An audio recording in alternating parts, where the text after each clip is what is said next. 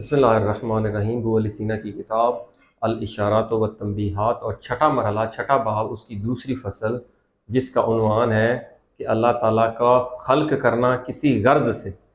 یہ موضوع چل رہا ہے غنی ہونا۔ اللہ تعالیٰ ان اللہ غنی عن العالمین، اللہ تعالیٰ عالمین سے غنی ہے، بے نیاز ہے۔ تو پہلی بات تو یہ ہے کہ جو عرفاء کہتے ہیں وہ کیا کہتے ہیں کہ یہ جو ذات کا مرتبہ ہے، اس ذات کے مرتبے میں اللہ تعالیٰ کی جو صفات ہیں، کیونکہ صفات کا مرتبہ دوسرا ہے، کون سی؟ صفات ذاتیہ۔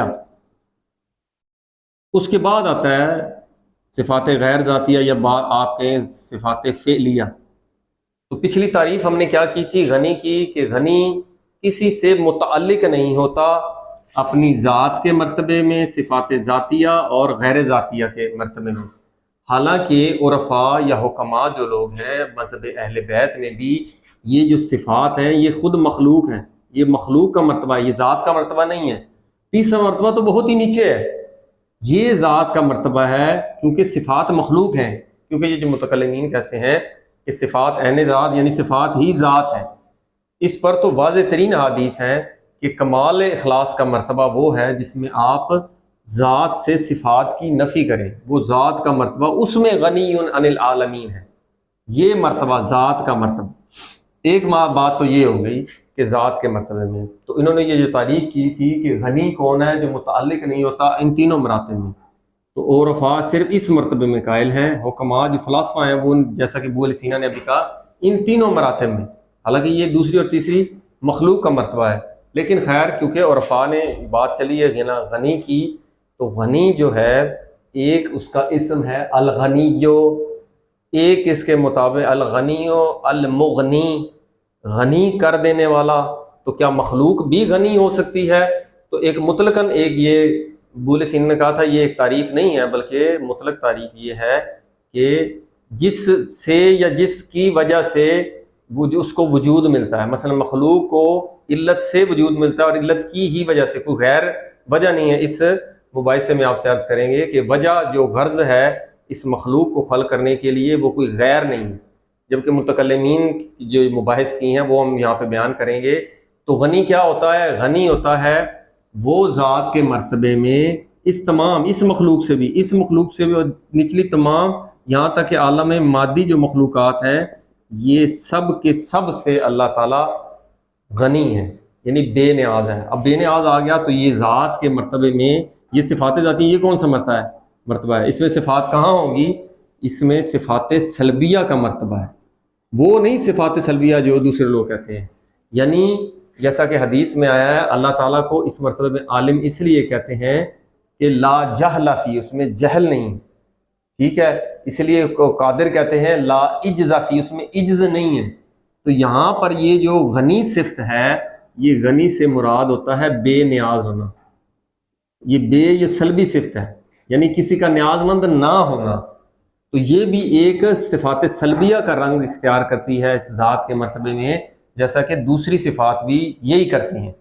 جہاں تک یہ بات ہوگی یہ مرتبے میں صفات سلبیہ کا رنگ، یہ غنی جو ہے صفات سلبیہ کی جہت سے ہے۔ تو اللہ تعالیٰ اس ذات کے مرتبے میں مطیع کی اطاعت سے بھی غنی ہے۔ تمام مخلوقات اس پہلی جو حدیث میں ہے کہ اللہ تعالیٰ نے پہلی خلق کیا وہ اتنے ہزار سال سجدے میں رہی، وہ سجدے میں جو رہی اطاعت کی، تو یہ اطاعت جیسے عقل اول کو خلق کیا، اسے کہ آگے جا پیچھے اس نے اطاعت کی، اللہ تعالیٰ اس ذات کے مرتبے میں تمام مخلوقات کی اطاعت سے بھی غنی ہے۔ وہ اپنے تمام جو مخلوقات ہیں ان کے وجود سے بھی غنی ہے، ان کے افعال سے بھی غنی ہے۔ اس کو کہتے ہیں غنا الحق، حق تعالیٰ کا غنی ہونا، یہ غنی ہے حق تعالیٰ کا، اس کے مقابلے میں مخلوق کا بھی غنی ہونا ہے۔ تو غنی جو اللہ تعالیٰ کے لیے ہے وہ ایک بہت ہی مافوق مرتبہ ہے، انسان کے سمجھنے سے قاصر ہے۔ اس لیے کہتے ہیں کہ اللہ تعالیٰ غنی ہے من حیث ذات ہی، اپنی ذات کے حساب سے، اور وہ اس کی دوام ہے اس کی ذات کو، اس میں لا کثرت فی ہے، اس لیے وہ ہر شے سے غنی ہے۔ یہ تو واضح آسان ہے۔ اب مخلوق کے لیے جو کہتے ہیں اللہ المغنی، اللہ جو لوگوں کو غنی کر دینے والا ہے، تو مخلوق کی جو غنا ہے اس کے مراتب ہیں۔ پہلا مرتبہ کیا ہے؟ پہلا مرتبہ قناعت اور اکتفا کا مرتبہ. لیکن یہ جو پہلا مرتبہ ہے غنی کا مخلوق میں، یہ قناعت اور اکتفا، یعنی ہر کانے ہونا لیکن بالموجود. کوئی کہے کہ میں بذات اکتفا، کیوں؟ اس وجہ یہ ہے کہ یہ جو مخلوق ہے، یہ مخلوق اپنی ذات میں ممکن ہے، اور جو ممکن ہوتا ہے وہ مطلقاً فقیر ہے. نہ اس کا وجود ذاتی، نہ اس کو افعال ذات، جو چیز اس کو عطا کی گئی اس کی ذاتی ہے ہی نہیں، وہ مطلقاً فقیر ہے. کیونکہ وہ اس کی تعریف کیا ہے کہ وہ ممکن بذات ہے، تو وہ ہمیشہ فقیر ہی رہے گا. تو اس کو غنا کہاں سے ملا؟ یہ اب مسئلہ ہے. تو اس لیے اکثر جو لوگ کہتے ہیں، جو معجوبین، وہ کیا کہتے ہیں کہ کثرت مال اور اولاد سے غنی ہو گیا کوئی شخص. کثرت مال، کثرت اولاد سے غنا نہیں آتا، اس لیے کہ یہ مشاہداتی بات ہے کہ لوگ مرتے وقت تک بھی مال سے غنی نہیں ہو پاتے اور مال کی زیادتی کا تقاضا کرتے ہیں. کوئی شخص آپ کو نہیں ملا جو کہ مال میرے پاس کافی ہے، اربا خربا میں ہوں گے تو وہ اکتفا نہیں کرتا. تو انسان جو ہے یہ ذاتاً فقیر خلق ہوا ہے، اسی لیے کہا گیا ہے کہ الانسان لا یکون وجیہا عند اللہ، کیونکہ جو مخلوق ہے وہ عین الذلہ ہے. ہاں، یہ جو آتا ہے کہ مغنی غنی کر دینے والا، انسان پر غنی کا عنوان آتا ہے، یہ کامل افراد کے لیے آتا ہے. کامل افراد جو ہوتے ہیں وہ بذات نہیں ہوتے. جو کامل افراد کا جو غنا ہے وہ کیا ہے کہ وہ ہے وجہ الافتخار بالحق الی الحق، یعنی ان میں ایک وجہ افتخار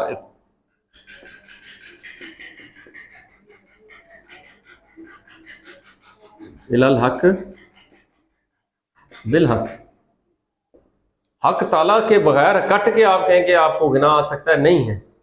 ٹھیک ہے، ہاں ان میں جو افتخار ہوتا ہے وہ وجہ الکون ہے، یعنی اس عالم سے انسان بے نیاز ہو جاتا ہے اس کی چیزوں سے. جیسا کہ انبیاء معصومین اور جو اولیاء حضرات ہیں وہ اس عالم مادی سے وہ غنی ہو جاتے ہیں، وہ بھی بالحق ہوتے ہیں.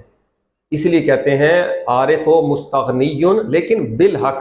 جو مومن اور عارف شخص ہوتا ہے وہ غنی ہوتا ہے بالحق. ٹھیک ہے، اسی لیے اس کی تعریف کی ہے کہ اغنی الاغنیاء، غنیوں میں سے غنی ترین وہ شخص ہوتا ہے. تو یہاں پر جو ممکن کو ہم ملتا ہے وہ بالحق ملتا ہے غنا. اسی لیے یہ عرفاء کا ایک باطنی ذکر ہے، الغنی والمغنی. تو یہاں پر یہ غنی کی ایک عرفانی جہت ہوگی. اس سے پہلے ہم یہ ساری بحث پڑھ چکے ہیں کہ غنی کیا ہوتا ہے. کہ غنی وہ ہوتا ہے جو ان تین میں کسی غیر سے متعلق نہ ہو، ذات میں، صفات ذاتیہ میں، صفات اضافیہ میں. اور یہ بھی ہم آپ سے عرض کر چکے ہیں یہ دو مخلوقات کا مرتبہ ہے، جو حکماء اور عرفاء اور مذہب اہل بیت میں صرف ذات کا مرتبہ ہی جو ہے اس میں اللہ غنی عن العالمین ہے. تو اس اگلی جو اب دوسری فصل ہے، یہ جو ہم نے کہا ہے غرض خلق، اس میں کیا کہتا ہے بول سینا کہ اعلم ان شیئا، کہ کوئی بھی شے یعنی علت، الذی انما یاسن بہ، کہ وہ اس کا حسن نکھرے، اس کا حسن ظاہر ہو اس علت کا، کب کہ ان یکون عنہ شیء آخر، جب اس سے کوئی دوسری شے ہوگی. یعنی علت جب معلول کو وجود دے گی تو اس کا حسن ظاہر ہوگا، کیونکہ ذات کو کوئی پہچان نہیں سکتا، یہ معلول سے پہچانی جاتی ہے. تو علت جب معلول کو وجود دے گا تو علت کا حسن ظاہر ہوگا اور نکھرے گا. وَيَكُونُ ذَلِكَ اولا، اور یہ اولویت رکھتا ہے وَأَلْيَ کا. یہ جو معلول ہوا ہے، یہ معلول کیا رکھتا ہے؟ یہ اولویت رکھتا ہے. اور کیا رکھتا ہے؟ یہ لائق اور سزاوار ہے. یہ سزاوار ہے. جیسا کہ ہم نے پہلے عرض کیا تھا، وہ متکلمین کہتے ہیں کہ یہ حادث وہ ایک وقت میں نہیں تھا. تو ہم نے سوال کیا تھا وہ کون سا وقت تھا؟ وہ کہتے ہیں وہ ایک خاص وقت جس میں اولویت تھی، یعنی ترجیح تھی کہ اس وقت ہو. سزاوار یہ تھا کہ وہ اس وقت معلول کو وجود ملے. اچھا، اس معلول کون سے معلول کو وجود ملے؟ وہ کہتے ہیں وہ بھی اولویت رکھتا تھا کہ باقی معلولات میں سے یہ جو پہلا عقل اول ہے یہ اولویت رکھتا تھا، یہ سزاوار تھا، کیونکہ اس کا خلق ہونا اللہ تعالیٰ کے لیے حسن کا باعث تھا. تو یہی اس فصل میں بیان کر رہے ہیں. یہ علت معلول کے لیے لائق اور سزاوار تھا، من کس کے مقابلے میں کہ ان لا یکون، اس کے معلول کے لیے سزاوار تھا کہ یہ ہو، کس کے مقابلے میں؟ نہ ہونے کے مقابلے میں۔ ہونا سزاوار تھا اس لیے ہو گیا، اور اس کے مقابلے میں نہ ہونا بہتر نہیں تھا، یہ بہتر تھا، اولویت رکھتا تھا، یہ اولویت نہیں رکھتا تھا کہ یہ نہ ہو، اس کا نہ ہونا اولویت نہیں رکھتا تھا۔ فَإِذَا لَمْ يَكُنْ عَنْهُ ذَلِكَ، اور جب یہ اس سے نہیں ہوتا، یہ جو نہ ہونے والا نہیں ہوتا، لَمْ يَكُنْ مَا هُوَ أَوْلَىٰ وَأَحْسَنُ بِمُطْلَقًا، یہ سزاوار نہیں تھا اس لیے یہ نہیں ہوا۔ تو یہاں پر یہ جو بحث چلی ہے تو یہ کہتے ہیں کہ اصل میں اس علت کا مقصد کیا تھا اس معلول کو خلق کرنے کا؟ وہ کہتے ہیں نفع دینا، فائدہ دینا، اس مخلوق کو نفع اور فائدہ دینا مقصد تھا۔ اور یہ اللہ تعالیٰ کے جو افعال باری تعالیٰ ہیں جتنے بھی ہیں، یہ کیا ہیں؟ اس کی علت کس سے بیان کرتے ہیں؟ یہ اولویت اور سزاوار، یہ ہو گئی علت متکلمین کے مطابق۔ کہ یہ علت وہ نہیں ہے، یہ علت ہوتا ہے وجہ، علت العلل تو یہ ہے فائلی، علت فائلی، یہ ہوگی علت غائی، وجہ۔ تو وہ کہتے ہیں کہ مقصد کیا تھا اس مخلوق کو خلق کرنا؟ کہ مخلوق کو نفع دیا جائے، فائدہ دیا جائے اللہ تعالیٰ کی طرف سے۔ کیوں؟ کیونکہ یہ اس کے لیے حسین ہے، اس کے لیے حسن کا باعث ہے۔ اللہ نے معلول کو فائدہ دیا کیونکہ علت کے لیے یہ بڑا اچھا اور فائدہ مند تھا۔ تو یہاں پر مصنف کہتا ہے کہ یہ جو آپ بات کر رہے ہیں کہ اللہ تعالیٰ اس مخلوق کو فائدہ دیتا ہے، یہ اس کے لیے بہت ہی حسن اور بہتر ہے۔ وہ کہتے ہیں یہ اللہ تعالیٰ کے لیے یہ حسن کو ظاہر کرنا، یہ تو نقص کا باعث ہے، عیب کا باعث ہے۔ اچھا یہ عیب کا باعث ہے، بھائی کوئی دلیل دیں۔ یہاں پر آگے ابو علیہ سینا نے دلیل کیا دی ہے کہ یہاں پر دو جہتیں ہیں، ایک ہونے کی جہت ہے، ایک نہ ہونے کی۔ ٹھیک ہے، یہ کہاں پائی جاتی ہیں؟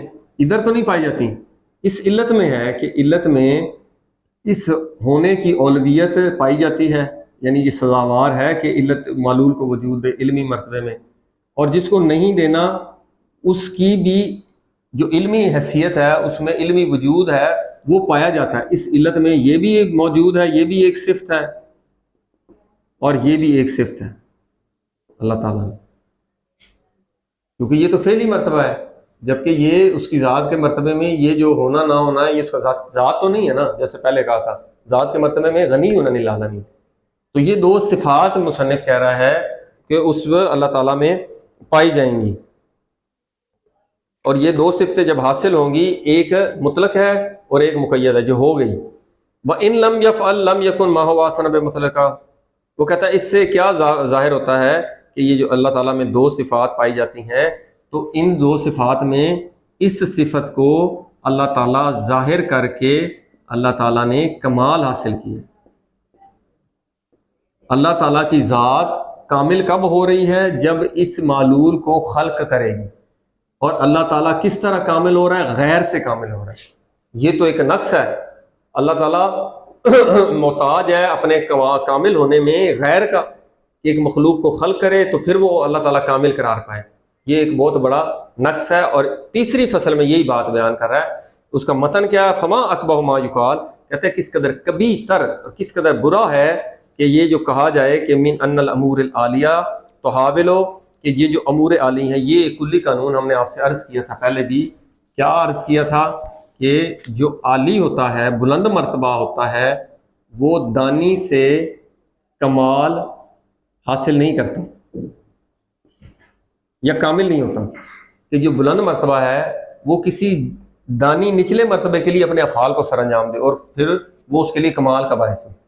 ہم نے کہا تھا عالی جو ہے اپنی علت کی طرف سے عشق رکھتا ہے، اپنے افعال کو علت کے لیے انجام دیتا ہے، جیسا کہ انسان ہے۔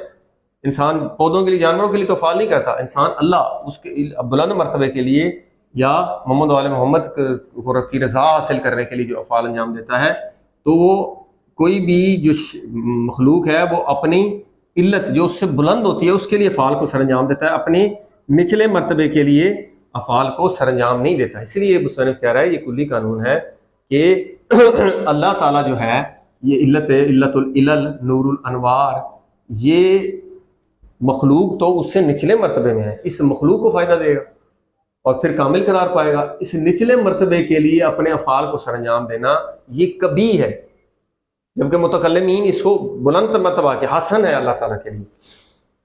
تو وہ کہتا ہے فما اکبر ما یقال من ان الامور العالیہ تحاول ان تفعل شیئا، کہ یہ جو امور عالی ہیں، بلند امور، وہ کیا کریں، کوشش کریں کہ ان تفعلوا کسی فعل کو انجام دیں، کس کے لیے، لما تحتاج، اس کے ماتحت ہے اس کے لیے انجام دیں۔ تو اس کی وضاحت آگے کیا کر رہے ہیں، مصنف کہتا ہے کہ یہ کس قدر کبھی ہے، کیونکہ ہم نے جو کلی قانون پیش کیا تھا وہ یہی ہے کہ جو بلند مرتبہ ہوتا ہے وہ نچلے اور دانی مرتبے کے لیے فعل کو انجام نہیں دیتا کہ اس سے وہ کمال کو پائے۔ پھر یہ جو غایت ہوتی ہے، یہ متکلمین کہتے ہیں اللہ تعالیٰ نے جس چیز کو حل کیا کوئی نہ کوئی اس کی غایت ہے، کوئی نہ کوئی اس کا مقصد ہے، کہ انسان کوئی بھی فعل سر انجام دیتا ہے اس کی کوئی نہ کوئی غایت ہوتی ہے۔ افلاک گردش کر رہے ہیں، ان کی بھی کوئی نہ کوئی غایت ہے۔ تو پھر اللہ نے جو پہلی مخلوق کو خلق کیا وہ اس کی غایت ہے، کس کی، اس علت کی اس نے فعل کو سر انجام دیا۔ اب یہ جو غایت ہے، غایت یہ بھی فائنل ہو چکا کہ یہ جو علت ہے اپنے نچلے مرتبے کے لیے غایت نہیں رکھے گی۔ اگر اس علت کی کوئی غایت ہوگی تو علت اپنے سے بلند مرتبے کے لیے غایت رکھتی ہے۔ تو یا تو متکلمین کے مطابق یہ جو اللہ تعالیٰ کی غایت ہے یہ اللہ کا غیر ہے، تو یہاں پہ مصنف کہتا ہے کہ اللہ تعالیٰ کا غیر اس کی غایت نہیں ہو سکتا، غایت ہمیشہ اولا ہوتی ہے۔ تو کہتا ہے یہاں پر دو چیزیں ثابت ہوتی ہیں جو متکلمین کہتے ہیں کہ اس کی غایت ہوگی اور غیر اس کی غایت ہے۔ ایک یہ ہے کہ اللہ تعالیٰ کی اگر غایت ہے تو اس غایت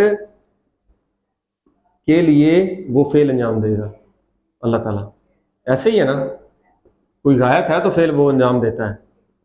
اس سے کیا لازم آتا ہے، اس سے یہ لازم آتا ہے کہ اللہ تعالیٰ اس غایت کو فعل کو انجام دے کر اس کو غایت کو کمال کیا، بس اللہ تعالیٰ اس طرح فعل کو انجام دینے سے اللہ تعالیٰ کامل قرار پایا۔ دوسری جہت کیا لازم آتی ہے کہ اللہ تعالیٰ کی یہ جو فاعلیت ہے، یہ فاعلیت کب تام ہوگی، اللہ تعالیٰ کی فاعلیت تام ہوتی ہے اس غایت کے ذریعے۔